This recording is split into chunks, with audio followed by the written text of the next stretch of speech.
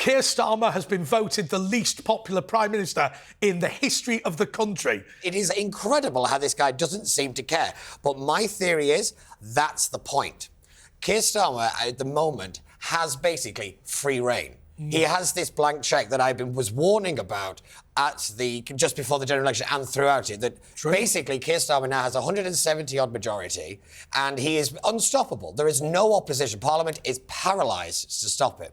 And basically, so he can push all this through because his own party is not going to rebel against him. Although there may be buyer's remorse, there weren't a lot of buyers. Okay? Yes, Only 20% of the electorate voted for this government. And that's an important constitutional concept called legitimacy. We do not have an elected dictatorship. Just because he has a large majority does not mean he is in control or in power. Yeah, but he won't see it like that, and that's the problem. And sorry, Sue, this is what's been interesting about people like Sue Gray and Matthew Doyle, as Director of Comms, about how they've been able to pull the chains of power back to number 10, and particularly back to Starmer's office. I think this is the most centralised power within a Prime Minister we've seen in some time. And that is because I think he's incredibly weak amongst his own party. He doesn't have a faction of his own. So he doesn't have anybody that will he can rely on to keep him in power. Corbyn had his own ragtag group to kind of keep him there. Starmer has basically said everything to everyone to get into power. That also comes with coughing up time. I've got to be honest with you, and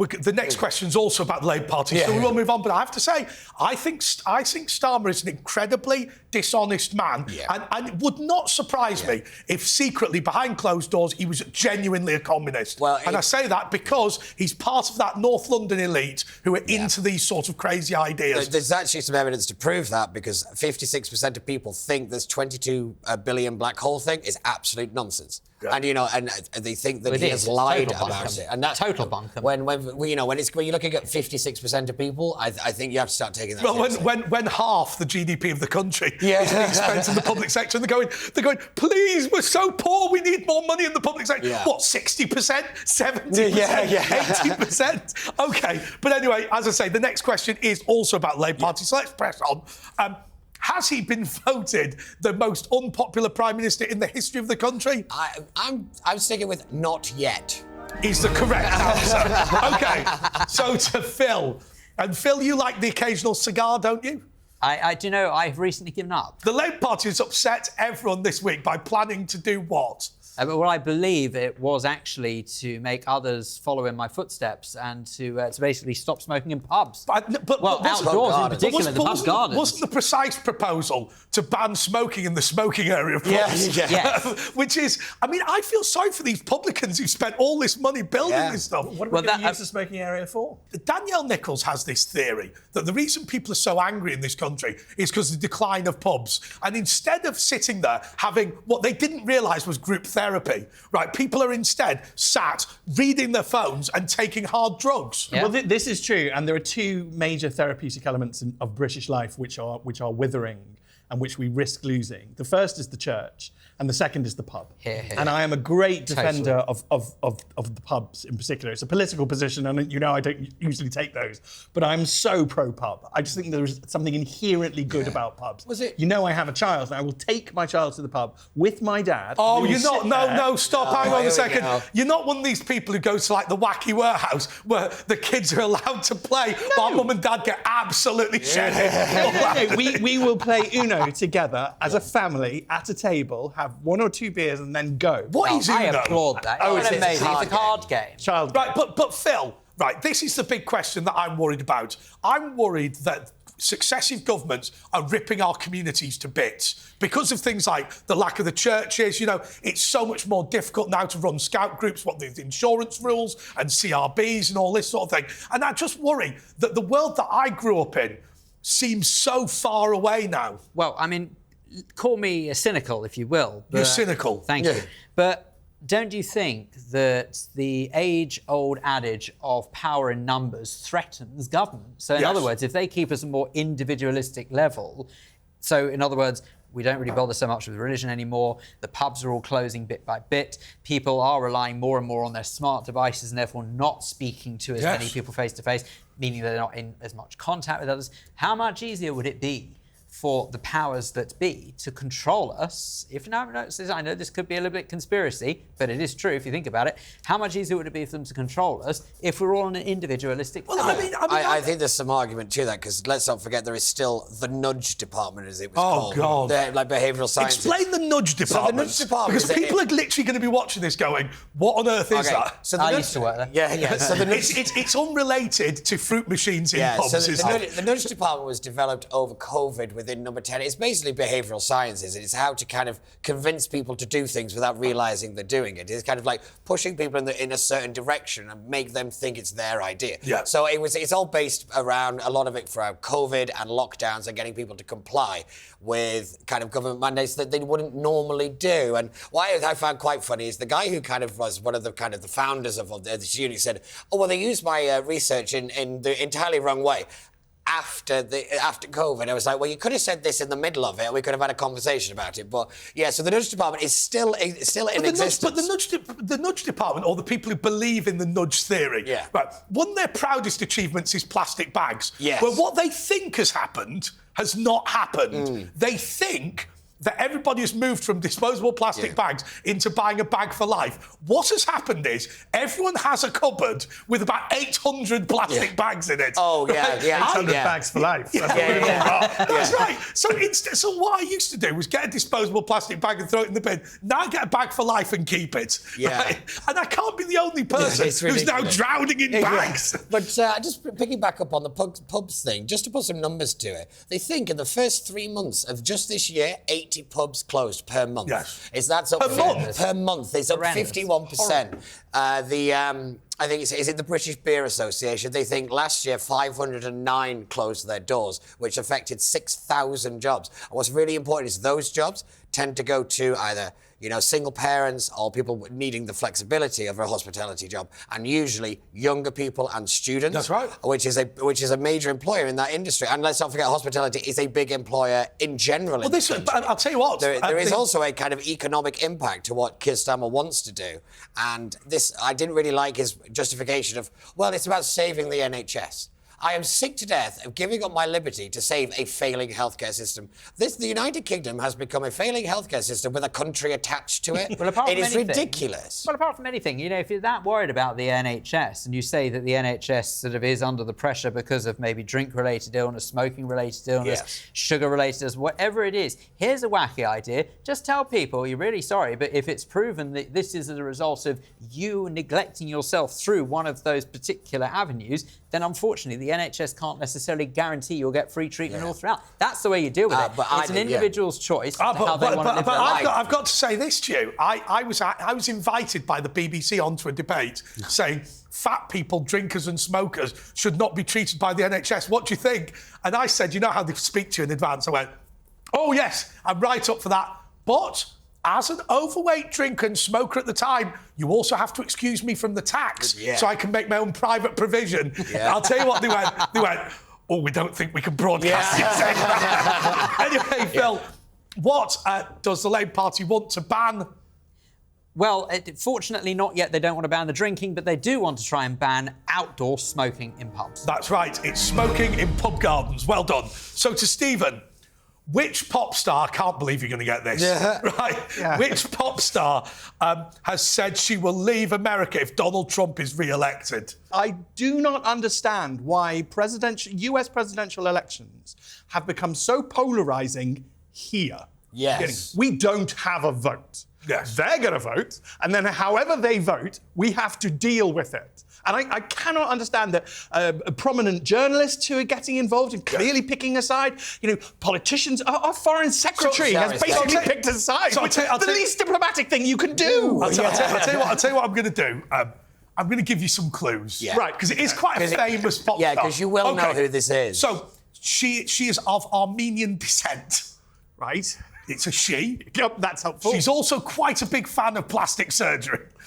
That's all of them, isn't it? She was highly popular, I would say, in the 80s.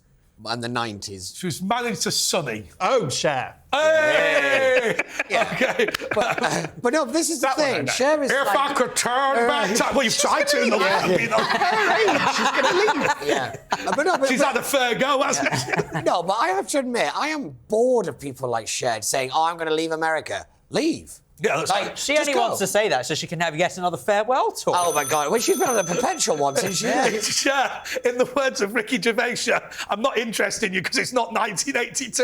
Yeah, but no, like you see, there's been quite a few of these celebrities that are saying, like, I think James Miley Bond- Cyrus did it, didn't Yeah, she? there was quite a few saying, I'm going to go, and then when it actually came to, well, Of are you course going? don't. They never do. I'll tell you who there was the best example of that from this country is you remember the journalist Yasmin Alaba Brown? Oh, yeah, She yeah. said, famously, I say infamously, personally, said that it was around the time of the Brexit vote, Yes, I it believe, was, she said, it was. if we vote to leave the European Union, she's going to leave this country. Why are you still here? No, do you know, I was on the TV with her once, Yasmin Alibi Brown, and we were talking about these prisoners who we were trying to deport to Jamaica, and literally British Airways and Virgin Atlantic had looked at the profile of these people and said, we are unwilling to fly them, even shackled, on our planes. So they had to pirate their own plane. And I said to her, look, we need to deport these dangerous criminals. And Yasmin Alibi Brown went, they are children. And I went, no, they're not, they're adults. She went, but they used to be children. So if you can't criminally prosecute any current or former children, why? It's ridiculous. But the one thing I will say is you cannot underestimate the power of celebrity in these presidential races, because Kamala Harris has been attached to a singer called Charlie XCX and this thing called Brat. Do not ask me to explain it. Google it, because it doesn't make any sense to me, but this is this kind of doing your own thing, independent woman, don't need no man kind of thing. And but what it is after that happened, the number of young people who went to kind of apply to vote skyrocketed. Really? And so this is the thing, is we can joke around about it, but the influence these people have on a younger generation is very, very important. I love the way, like, the fans of right-wing parties are always rubbish celebrities. Yes. Like Patty Brûlée, Paul Daniels. Yeah, but what I will say, just to counter that just really quickly, is there is very little evidence that just because you have registered to vote as a young person, particularly in America and over here, and a celebrity backs them, that has had any actual effect on the number of people turning out to vote. So if you remember, Hillary Clinton was backed by quite a lot of celebrities. She had Beyonce and all that kind of stuff. And it clearly didn't make much of a difference. You know, the political acumen of Beyonce was not that powerful. It's amazing, isn't it? Our chief political strategist, Beyonce. Yeah.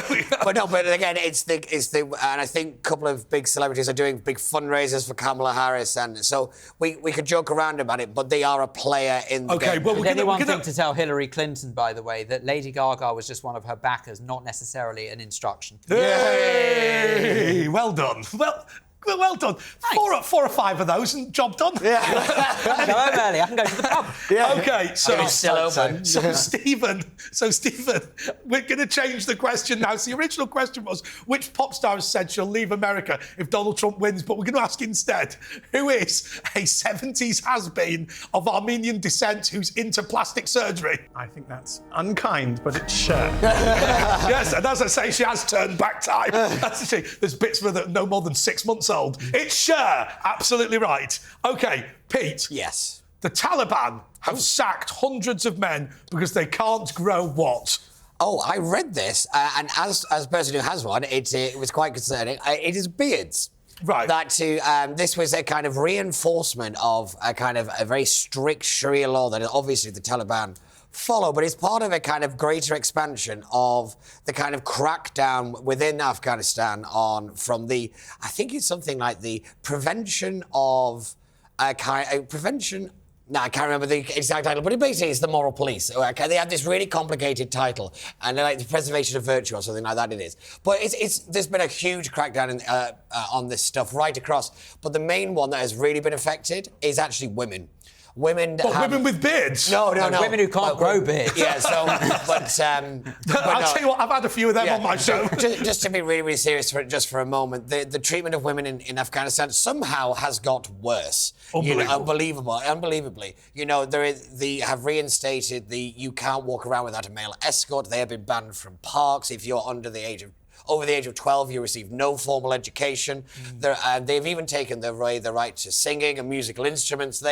What has happened there, and I think it's because of Western failures, because of the catastrophic pulling out of Afghanistan, I think is shameful on the West. And I often ask the question, where are all the feminists to defend and help these people? There is a great movement at the moment where they are singing into and recording themselves, and it's going onto TikTok and all the rest of it. And I was like, why is nobody who's a feminist over here talking about this? I have to say, it's staggering. One thing.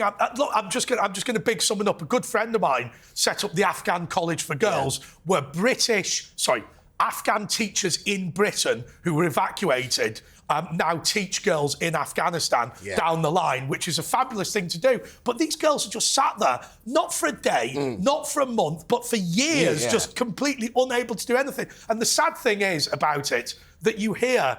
I mean, you've got a child. You hear these girls who wanted to be doctors, lawyers, accountants, and it's just not going to happen. Stephen, it's depressing, isn't it? It is deeply depressing because those are not our values. Yeah. And it feels like a betrayal because we used to be proud of our values. We used to be proud of the fact that we have equality between the sexes here.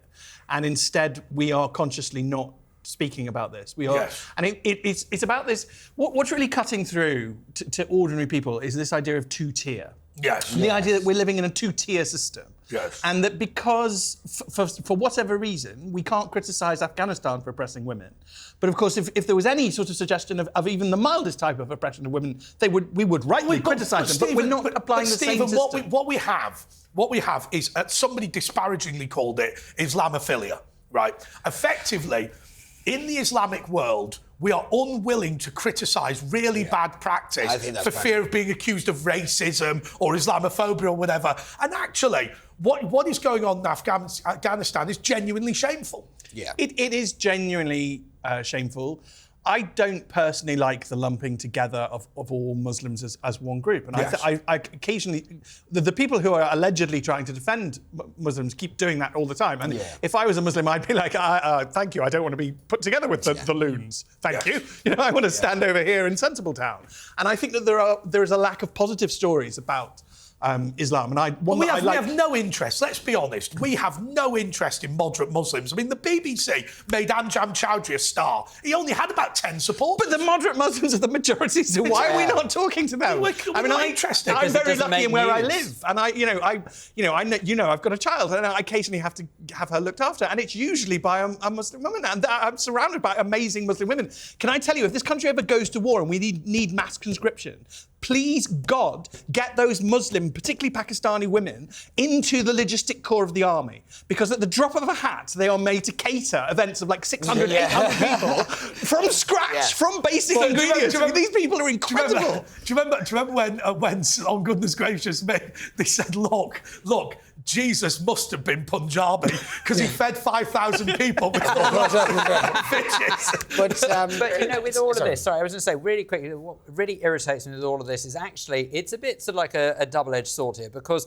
for me, as much as I understand why the Western world looks with all of our values and starts pointing at other countries and saying that this is outrageous, it's disgusting, and then people get unhappy when they're not jumping on that bandwagon, I have to be honest, I say it's none of our business, right? I couldn't disagree more. No, I know people think that. I know people think like that, but it really isn't, because we've got so many problems here. I'm not interested in us trying to correct the rest of the world. Why are we sat there and offering no criticism of President Xi of China with 2.5 million Muslims in concentration camps? Donald Trump has a temporary ban from Muslim countries that don't help him with the vetting of visas, and he's the biggest racist in the world. I know exactly why we do that, because one's easy and one's difficult. Yeah, totally. That is and I agree with that 100%. Yeah. It's the case of if something is easy to tackle, you tackle that, and then you're seen to be doing something. When, of course, actually, when you've got real problems and you don't want to tackle those, the other point to make, and people are going to castigate me for this, it is simply a fact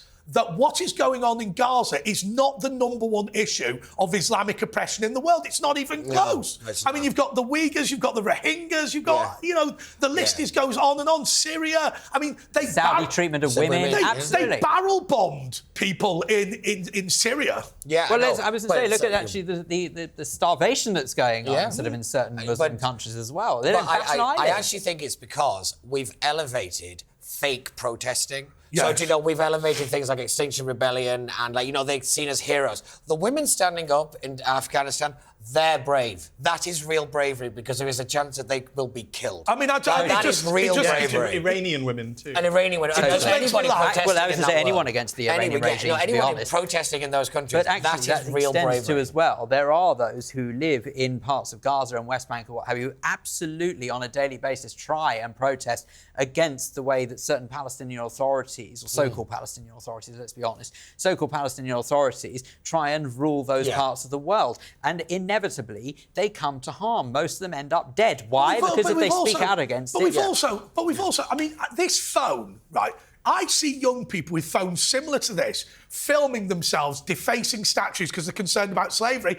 This was made by a 9-year-old in a Chinese prison camp. Yeah. Right? How can you film something with a phone made by slave labour? Now, the fact that almost every phone in the world has some component that's come from a slave labour camp seems to be of no interest to anybody. Yeah. But anyway, Pete, what do we reckon the Taliban are not keen on men who aren't able to do? It's beards. Growing beards is the correct answer. That's absolutely right, Pete. OK, so on to Phil.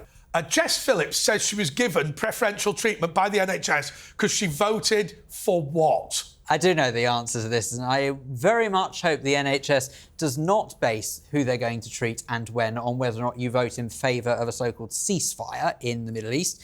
But apparently that's what Jess Phillips, that well-known font of knowledge, seems to think is the case. I have to say, I can understand why she said it for political reasons, but I find it very hard to believe because I went to Israel to a hospital ward where literally soldiers from the Israeli Defence Force were being treated, having been injured in Gaza, and many of the staff there were Arabs. Yeah. So I find it quite hard to believe that if people are keeping up the Hippocratic Oath literally in Israel and Gaza, I find it hard to believe they're not doing it. That's a very good point, Andre. If Jess Phillips is telling the truth, then we have a far more serious problem. Yes, that's just what I'm She's just uncovered something far, far worse. Yeah, and I'd rather not believe that our NHS is So Stephen, you're saying to me, Andre, your experience in Israel teaches you that if Jess Phillips is right, people working in the NHS are more extreme than the Palestinians. Yes, and we'd have a more extreme and sectarian, that's the word, that's what we're heading towards, NHS than I believe we have. So I would rather... What I will say, though, is if that is the case, that doctor needs to be sacked with immediate effect. Absolutely. Well, and they need to nip this in the bud immediately. This isn't a kind of issue to which you can allow to fester, because if you linked this back to what Wes Streeting said about nurses and the Royal College of Nurses statement about them not treating people who are racist, we are starting to see the creeping in of healthcare by politics, and I think that is a very dangerous thing to do. Particularly, it's outrageous. Yeah, it is outrageous. Phil, as a Jewish person, I mean, this suggests that the NHS itself might be racist. I don't necessarily believe Jess Phillips, but I mean, would you be nervous about being identified as a Jew going into the NHS? Well, I mean, let me be very clear. I never answer, those ridiculous forms when they get you to fill out your background. So I never answer that because it's very, as much as I understand, there'll be some who would argue and say that the reason why they have those is because certain ethnic groups have certain blood types. And if they have certain blood types, it makes it difficult to treat. And that's the reason why they have these forms. More often than not, they don't need that information. It's more actually the groups who have those kind of genetic conditions because of their ethnicity will know they have to declare that. They have those forms because they're trying to introduce equality across the NHS. That's all it boils down to. So in my humble opinion, I would never fill those out. I say, if you're going to treat me, you're going to treat me. But the truth is that there have been people I know who are of the Jewish faith who genuinely have been worried about going to the NHS for treatment because they feel that they have been... I've got to tell you something. Since the 7th of October. My mate's wife gave birth at one of the big hospitals in London. And Mazel tov. And they had a little while ago, and they went, right, what we're going to do is we're going to test whether the baby's got, this ABO baby, the thing that almost killed me, where you have antibodies to your own blood or whatever it is, where mum and dad's blood is not compatible. And my mate went, why are you testing every single baby? Surely you should just look at mum and dad's medical records. And they went, unfortunately, in London, that really isn't going to fly because the number of people who believe that they are the father but aren't. And he was saying, wow. what is the number? They go 1 in 5. No, my lord. That is dreadful, isn't it? The one thing I will say is that there is already a pattern of this kind of behaviour, and it was nipped in the bud pretty quickly. If everybody remembers the nurse who was sacked because she said over COVID that people who voted Conservative shouldn't be resuscitated. Yeah. Wow. Now, luckily, the NHS Trust stepped in. She appealed all the decisions. She didn't think she was in the wrong, which I was like, really have some self-awareness at some point in your life. But again, but we're Pete, starting to see this. in the world that she lives in, that's probably a highly appropriate comment. 100%. But this is the problem. We have a certain group of us humans have convinced ourselves that good humans have politics X, and people who have politics Y are bad humans. Yes. And that is not workable. No. It's not sustainable. It's also not true. Yeah. I mean, let's be absolutely firm about this. It's not true. I love it's Stephen. Give me a second. I love Stephen. This idea that exists in Parliament where everyone's an honourable gentleman, and effectively the idea is that if your policy is damaging, it is because you've accidentally caused the damage. And I think that's probably right. This, going in with this assumption that people are not deliberately trying to destroy things. Yeah. Yes, and can I point out that the chilling words for a constitutionalist in the coming plans are the modernisation committee. Oh, good because Lord. they're going to get rid of all of this. Yes. And actually, we discovered those points and principles for very good reason. And just because they're old doesn't mean that they're bad. Yeah. They're part of the functioning of our system. And we have to treat each other with respect. We have to respect across the political divide. And we certainly can't have a breakdown in impartiality of health. So you see, the problem is that this is actually symptomatic, I believe, of the breakdown of many parts of society. Yeah. One being respect, just simple as no one is taught respect anymore. In fact, on the contrary, look at the way that school children are brought up now. They are the ones in charge of the teachers. Yes, that's right. So there's no respect for elders whatsoever there. And the other thing as well is that this ridiculous notion that you have to, in every single situation, pick a side. Yeah. Right? Yeah, you can't be someone in the middle who looks at it from both angles. I mean, let's be clear. In debate. Erasure begged us to have a little bit of respect. And just, it didn't work, did it? Yeah, I won't do it again. I'm very sorry. But that was the producers saying, what an awful job. Well, what I will say is I do think you can add in institutional decline. I think trust in our institutions has evaporated now, but I do think that is the institutions' fault themselves for lack of transparency. But what I will say is, having worked in politics now for nearly 10 years, most conspiracies is actually sheer incompetence. Yeah. It's not the people coming out to get you. It's just they don't know what they're doing and they're just kind of muddling their way They're floundering, through. and it's because we've lost this word impartiality. Yeah. So impartiality is a concept.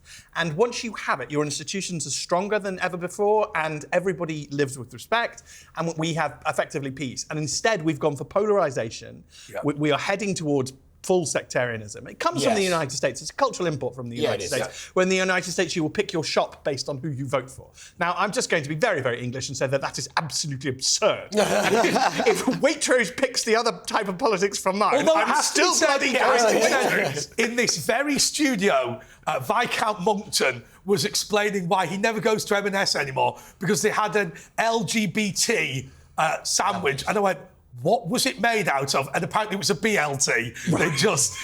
They just renamed it because the mind boggles, doesn't it? I think it was lettuce, gherkins, bacon, and tomato, if my memory serves. Yeah. Okay. Not something presumably you were a big fan of. But no, okay. as a Jewish vegetarian, it was quite tricky. Yeah. Okay, but what has Jess Phillips said she got preferential treatment at the NHS for? Frustratingly, it was because she voted in favour of a ceasefire in Gaza. None of your business, Jess Phillips. Unbelievably, that is absolutely right. So on to Stephen. Number 10 is drawing up plans for when who dies. I think I do know who this one is. And I think it links into where we are as a country. because we have become I very really hope not. infantilized. Yes. Yes. And fair. that's part of the breakdown in impartiality. It's part of the lack of respect, the lack of idea that grown-ups are grown-ups, Yeah. and the idea that children are in charge. And so I think that this is Larry the cat. And I was very happy to go along with a certain level of English eccentricity of, oh, well, let's make a celebrity out of Larry the cat. It's very boat face, it's very off. So let's do that. But the idea that we need to be mollycoddled through the death of Larry the cat is I think, infantile. Sorry, Or is it catastrophic? God. No, I can't even throw anything. Well, I told you. Inviting Phil Davis, like just opening up one big Christmas cracker. Is there any more of that? No. I'll tell you what, at Christmas, we get the turkey comes out, we get my dad's leg and breast jokes every year. But you've made it for the past 20 years, Dad. What are you doing? But no, the funny thing is that they've already adopted a replacement cat. So Larry has met his replacement, which I think is, and again, not to be too infantilizing, but that's kind of brutal, if I'm being Yeah, but there honest. must be a handover, surely. Yeah, they've got to be. Some kind of transition period. Details. Yeah, Oh, but no, God. I think Steven's right. I think this is a bit infantilizing because they picked photos for there's a eulogy written. There's all this kind of stuff. It's a proper plan for the funeral. I know. And I'm like, I'm at a just gonna go- time where we're doing lots of very questionable things as a government, that is what we spent some reckon of our time doing. You've got to be careful, though. What happens if I tweeted, when Larry the cat dies, on Larry the cat, I genuinely don't care? I bet I'd have real problems. Oh my God! You would have 2/3 of the internet baying for your blood. It's like when I said nobody goes to libraries anymore. Just thousands upon thousands of quiet people suddenly sprung into action. And in the end, I had 500,000 replies. I know. Or something like that. But we cannot be a society where feelings matter more than facts. Yes. And that's where we're going. They need identity politics to control us. If we're going to Stop for a second. In my ear, somebody's just said, is it felines more than facts? Oh, you see, I held off no. from saying that. Oh my God! That's not fair. I was going to say. As a dad, I approve I'd of also these like jokes. to point out that this is just water in here. Like this, this is them sober. I have to say, the amazing thing, when Her Majesty the Queen was dying, the day she died, I actually got a text message from somebody going, London Bridge is falling down, come to the office in a black tie. And I thought, oh, does that actually happen? Yes, yeah. I didn't know that was the way it But that actually was worked. the code, wasn't it? Yeah, it What's was the the code? code. Yeah. I mean, the fact that everybody knew what the code was, you would have been better just saying it. To be fair though, to give Larry some credit, like he is like 17 years old. Like I don't know how it He's works. a very old It's cat. very old, and for a tabby, that's apparently quite old. Right, we're not talking about cat age. No, No, but do you know what it is? It's because, like most working people, actually, the longer you work, the longer you live. I think that's the whole reason. But because I have Larry's to a working admit, cat. whenever I've been to Downing Street and Larry the cat has been there, I sneeze. I'm actually quite allergic to cats, so me and Larry do not get on. So I'm not. But, Well, that's a fascinating There you go. fact. There's a fun fact. There's a fun Thanks fact. for that. I mean, I'm sorry. Christmas cracker jokes. I'm glad that people have tuned in on Saturday night to talk to hear about Pete's issues with. I'm sorry, I'm not taking a lecture from Erasure jokes. Thank you very much. I'll tell you what we'll do. We'll get you some Pirites. Yeah. Right, for next Saturday time you night. go. God, oh, God. Right, Okay, stop. enough now. Sorry, enough. No. Okay. Right, ask a more serious question. Stephen, I mean, the show was going well, Stephen. Okay, what has number 10 drawn up plans for? For the death of Larry the cat. Is absolutely right. Okay, to Pete. Yes. Scotland's health secretary is in trouble after trying to buy what during a serious panel discussion about Alzheimer's disease. This is absolutely shocking. It's one of the health secretaries. Apologies, his name escapes me now. But he was trying to buy Oasis tickets. Yeah, but it did take about 20 hours. Yes, but the thing is, this conference was full of some of the top medical people working on this. There were campaigners there. There were people who suffer with Alzheimer's and dementia at this conference. And the guy continued to make Oasis-themed jokes. About it, he kind of like linked into he was half a world away, and he was like, "Oh, this is definitely maybe whether he was paying attention." I was like, He was looking for some action, but all he got was cigarettes. Yeah, I and know, alcohol. yeah. That's probably not great. Yeah, but this is what he was doing, and this is a really serious issue. And considering the fact that the SNP took a bit of a kicking at the last general election, they're not taken very seriously, and this is how they're behaving in front of kind of serious people on an issue that affects a lot of people in this country and will continue to grow. I thought it was actually quite shameful, and he kind of apologised, but then didn't. And it's like that bloke playing Candy Crush. Do you remember him in the House of Commons? Yeah. But I've sat through some of those hearings. But I don't think he was wrong. Again, there were people who were suffering from this, and that was his response. You know, I've seen people who suffer from this disease, and it is not a nice thing for them to go through. Look, but there are two diseases here, aren't there? Yeah. There's Alzheimer's, and then there's the obsession with Oasis. Yes, yeah. I can understand one. I struggle to understand the other. I'll tell you what. Right. Also, we talked to Stephen about polarisation. On Facebook and Twitter, there are two camps. There are people who think Oasis are the best thing that ever existed, and people who think they're absolutely awful. Do you know what I did? In 1995 or whatever it was, I bought both Blur and Oasis album and listened to both. Right? I didn't get obsessed with one of them. Right? I didn't join the polarisation existed in those days. No. So there's two points. The first is, and this is quite important, that we are trapped in the 90s. So we are permanently in the orbit of the 90s, and we need to return to that point. Is that why you look like Meatloaf? It is, probably. But the second point is that we knew at the time that was a manufactured outrage by the publicity teams of Blur and Oasis. We did. Well, everybody knew. I don't think Blur actually went along with it terribly well, and they were like, "What is this? We don't care." Also, Noel Gallagher was quoted in a newspaper as saying that Damon Albarn was a middle-class pseudo-cockney twat. Now, do you think that Noel Gallagher actually said that? Do you think the word pseudo and Noel Gallagher have ever existed together? Exactly. We have to be aware that there are marketing departments and they are trying to manipulate us. Yes. And again, because we've become such a childish state, we're not willing to accept that anymore. Actually, in the 90s, people were much more cynical about the ploy. Yeah. And nowadays, people are much more willing to be polarised. And we are trapped in the 1990s. It's because of the type of politics that came along then and the fact that we haven't left that type of politics yet. Oh, really? So you think there's a wider significance to this Oasis obsession? Yeah, and I think the 90s are going to keep recurring as an idea and as a cultural perception. I think that's why Friends came back. If you are into computer gaming, which is a massive industry we don't talk about, it's already started joking about how gaming is trapped in the 90s and we're just getting the 90s games redone again. And that's, or nobody has any fresh ideas, and that's because we're trapped in a political system that doesn't allow fresh ideas. Mind you, actually, you say that, being trapped in the 90s, you're right, because actually I was reading an article not so long ago saying they're bringing You Bet back, so I mean, that's a bit trapped. I mean, is that why you look like Right Said Fred? I know that I want to go on You Bet. It started on the 80s, but it was definitely biggest in the 90s. I want to get a You Bet Betsy, right? Right. Which was the award for getting... Betsy. Oh, yeah. Right, so... Okay, I'm going to show my youth here, and I have no idea what you're talking about. No, Pete, you've got to go on. What happens is... Pete, it's brilliant. What happens is they bring contestants into the studio. There's 3 celebrities on the panel. It's brilliant. And they go, right... 4 when it was a bigger budget. Yeah, you're right, 3. But they go... So the guest goes something like...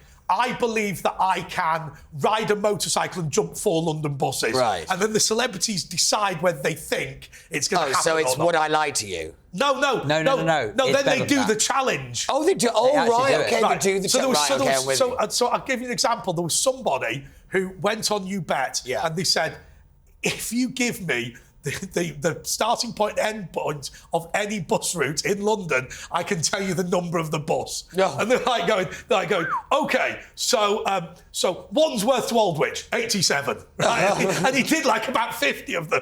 It was quite impressive. It's a great show. First hosted by Bruce Forsyth and then Matthew Kelly. Yes, absolutely. Interesting. Do you know, I have to admit, when you asked this question, I did not think we'd talk about 90s TV shows, if I'm being brutally honest. Okay, Pete. I know, yeah. Pete, you have given us the answer already. But what has the Scottish Health Secretary got in trouble for? I believe it was Neil Gray, and that was for trying to buy Oasis tickets. He was trying to buy Oasis tickets at an Alzheimer's meeting. That's absolutely right. OK, Phil, British prisoners will soon be after the number of criminals hit a high of 88,000. And the answer, unbelievably, is not Rwanda. I was just going to say, is it Rwanda? No. I think I do know this, because initially I thought it was Albania, and I suddenly remember, no, it's not Albania. It's Albania, the ones who seem to be coming over in the small boats. But no, it is Estonia, I think, is where they're going to be sent to. And look, my biggest problem with this is that we seem to have quite a lot, I can't remember the exact number off the top of my head, but I know it's quite a high number, of foreign criminals, foreign nationals who are criminals who are in our jails in this country. if we are in such a perilous position where our jails are that full up, send them back. Yeah. Okay, Yes. It's really not rocket science. I was talking. Or send them to. I was talking Estonia. To the police commissioner of the Thames Valley, a guy called Matthew Barber, quite a nice bloke. And anyway, he was saying that somewhere in the Thames Valley, I forget which prison it was, there is a prison exclusively for foreign criminals. Yeah. Now, almost all of them are supposed to be deported at the end of their sentence. Here is what happens. They get them to the gate and say, right, you now need to get a taxi to the Home Office to be deported, right? And they go, all right, I'll definitely do that, and then walk off. Yeah, it's just ludicrous. It's absolutely ludicrous. But it's interesting. I was on one of the other shows here at Talk, and they were interviewing the former governor of, I think it was Wormwood Scrubs, and she was saying that it was like 80% of that prison was foreign criminals because of how close it is to the airport and stuff, which kind of made sense. But just the amount, I think it's nearly £45,000 per inmate it costs to keep somebody incarcerated here, and we have over 88,000 people incarcerated. What's interesting about this policy is Estonia came to the UK to offer their prison space because they have very few people in prison. And I thought it was quite interesting because they said it could be worth about 25 million quid to them. Yeah. And I think Sweden's kind of in on the act, because if everybody remembers, when Rishi Sunak came up, when he really pushed through the Rwanda project, he was praised by a lot of European nations saying, we're going to have to end up doing this as well. You know, and I do think that if you look at the numbers, after Keir Starmer has scrapped it, the number of people coming here has increased. I think there is evidence that it was a deterrent, and I think all it would have taken was one flight. Yeah. One flight to say, look, we're not messing around. We will actually do this. Well, Pete, the Irish Republic, rightly or wrongly, absolutely insist that the Rwanda policy forced people to leave the United Kingdom, admittedly for the Republic of Ireland. Now, I accept there is some debate as to whether it was an excuse by the Irish government because their own immigration policy was out of control. Yeah. But there is no doubt that a serious Western government publicly stated that they thought Rwanda was a deterrent. Oh, definitely. I just think that actually the government picked the wrong country to do it in, where they picked a country that obviously was had political turmoil, and there was all the things that went on that was too close to recent history. And I do think they picked the wrong country. What annoyed me, Stephen, I mean, this is a question about prison spaces, but what amazed me is everyone on the political left has mounted my leg for the past 30 years on about how wonderful Africa is. And then the minute we suggested sending people who claim to be under threat of death in their own countries, the minute we suggested that they go to Africa, suddenly Africa was terrible. Yeah. Yes, and it's East Africa, and East Africa is lovely, and it's economically developing. I've done a lot of legal work down the coast of East Africa, and with the Abraham Accords, I think East Africa will economically boom. So again, a lot of the rhetoric really was sort of patronising, imperial type rhetoric, which didn't really fit with nowadays. But look what's happening. We can't competently run ourselves. No. So Estonia has come along and said, oh, hello, United Kingdom, you can't competently run yourselves. Do you want our help? Yeah. We'll do it for you. And that's I mean, there's nothing wrong with that. That's a free market. But it's an admission that we can't competently run ourselves. And it's because at the heart of our civil service, and I've discovered this time and time and time again, and you will find my fellow lawyers who are more than willing to go along with this false narrative, if you try and do anything, they tell you can't. Yes. They tell you that there's some international law that stops you. They tell you that there's something that stops you. And this is absolute rot. As I like to bang on about, Westminster is the fires of Mount Doom. You can make or break or destroy any law in that place. Yes. And you can run yourselves effectively if you just control that forge. OK, so but in all seriousness, why are we so scared as a country to deport people? Because I just don't remember ever hearing a time when I think the only person actually, funny enough, recently was Anjem Chowdhury, would you believe? But how long that took? I know. It should have been gone in 5 minutes. That was Abu Qatada, not Anjem. I beg your pardon, sorry, it was Abu Qatada. But the point is, why did it take so long? My favourite thing about your colleagues in the legal profession is that Abu Qatada, I mean, Theresa May, to be fair, came back time and time again to send Abu Qatada to Jordan, right? And literally, lawyers acting for him insisted that he would be tortured in Jordan and all this sort of thing. When he went back to Jordan, he was found not guilty, right? So literally, all of this about oh, the judicial practices. Oh, I mean, they don't torture people in Jordan. It's ludicrous. But actually, I think Stephen's right. There's a remarkable level of racism here because you go, oh, these little foreign people, they can't do things as well as us. It's unbelievable. And it definitely comes from the intervention of politicians in the deportation system. In that, I think if everybody remembers, there was people like grounded a flight. Saying like, no, you can't deport these people. It turns out there was a child rapist, a murderer, and all these kind of people on there. And I think Diane Abbott was involved in it. And actually, the now Foreign Secretary at the time said he was not in favour of deportations, despite Keir Starmer having said that the Labour Party is. And I was like, well, wait a minute, you all would rather get on the same page about the policy. All right, for a bonus point about David Lammy, Peter's not allowed to answer, so it's between you two. Okay. Right, David Lammy is hated by Dr. David Starkey. Can you tell us the reason why he hates him so much for a bonus point? I find it very surprising because David is actually lovely as a human being and lovely across the political divide. OK, in that case, I will tell you that on Mastermind, David Lammy was asked, who is the son of Henry VIII? Right, what answer did he give that outraged Starkey? Marie Antoinette. Henry VII. Well, no, in all seriousness, he did get Marie Curie and Marie Antoinette muddled up as well. Yeah, he did. You know, that's the person who represents Britain. OK, so Phil, were our British prisoners going to be sent because prisons are full? I believe it's Estonia. It's absolutely right. OK, Stephen, according to security experts, Chinese hackers could shut down what at the flick of a switch? Well, this is a very troubling story, and we just had a data attack on a public sector organisation, and because it's television, I've immediately forgotten which one it was. But Transport for London. Exactly, yesterday, and that was very shocking. Why we are building these vulnerable systems, I don't understand.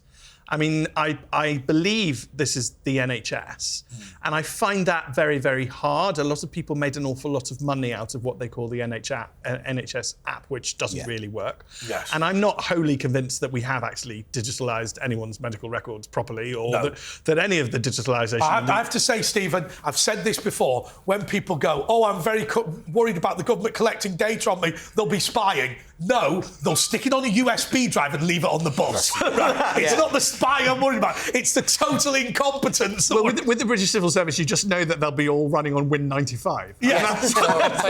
This is actually half of the problem, is actually how antiquated the NHS's kind of systems are, and also the fact that different trusts use different systems. Like, it's often been called the weak underbelly of the kind of cybersecurity world is the NHS. Because once you get access to that, you're kind of in the system then. And it's very dangerous. And if you remember the COVID pandemic, we had something like 900 procurement experts working in the NHS. Yeah. None of whom procured anything, so it became Matt Angot's problem that they hadn't done their job. Yeah. I mean, going back to an earlier point, I do think that maybe if we recruited more of these Muslim women who can come up with a massive feast at short notice, we might get more logistics. I have to say, of all the things that I would have thought would be a passion of yours, Pakistani lady, I just didn't. I mean, I'm not against it. You know, I go down with it's just an unusual specialist subject. I am popular with mams and ladies of a certain age. I'm just going to play that out. It's Pakistani women. They say they love you too, Stephen. But you want to cut your hair. There is a kind of bigger problem here, and actually that is the fact that many of the security experts who work for the government have said that this is China flexing its muscles to show Britain that you better do as you're told. And what's interesting is when this started to happen, that Keir Starmer made a very big speech basically saying, we want to have closer economic ties with China.